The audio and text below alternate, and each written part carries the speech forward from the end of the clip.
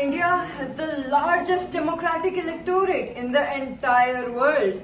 As per 2024, there are 960 million eligible voters and 8,000 candidates to choose from. The 2024 Indian general elections will be a significant event where people of the country will have the opportunity to elect their representatives. It is a chance for the citizens to voice their opinions and elect leaders who will shape the future of India. मेरा पहला vote मेरे देश के लिए। ये गलतियां जो इन्होंने की हैं वो आप ना करें। कौन सी गलती?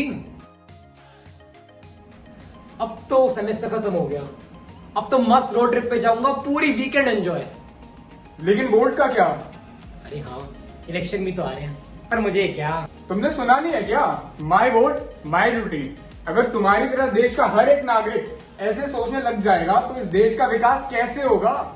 The Indian government has made it possible for voters to cast their vote even if they are unsatisfied with all the candidates. Nota stands for none of the above, and it means that none of the candidates is suitable. While Nota votes are counted, if majority of the votes are Nota, then the candidate or party with the next largest majority is voted to power. शांति, कल मेरे को उठाना मत। कल मैं आराम से अपनी नींद पूरी करूंगा। पर सुबह तो वोट देने जाना है। शांति, एक ही तो छुट्टी मिलती है पूरे साल में भी, उसमें भी मैं आराम ना करूं। 90 करोड़ से ज्यादा वोटर्स है इस देश में, मेरे एक वोट से क्या ही फर्क पड़ता है? एक वोट की कीमत तुम क्या जानो रमेश बाबू?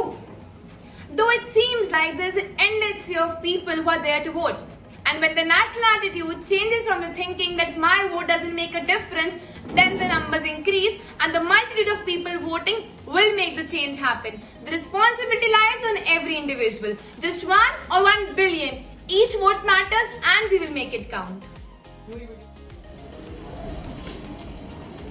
Hey, did you get yourself registered for the Lok Sabha ke elections? Who will stand in these long queues? Instead, I'll complete my Peaky Blinders. Do you want to join? Long queues? Wait, what? Don't you know we can register online now? If you're 18 or above, get yourself registered. Log on to the voter service portal or download the voters helpline. With every election, there has been a positive increase in the voter turnout, and this is a positive welcome for the better future of the country. Lok Sabha elections since 1952 show that the voter turnout in the Lok Sabha elections have ranged between 55 to 68%, which is dismally low. And friends, we hope to increase this number to the maximum as possible. This time, don't vote for anyone else but for yourself and your prosperous future.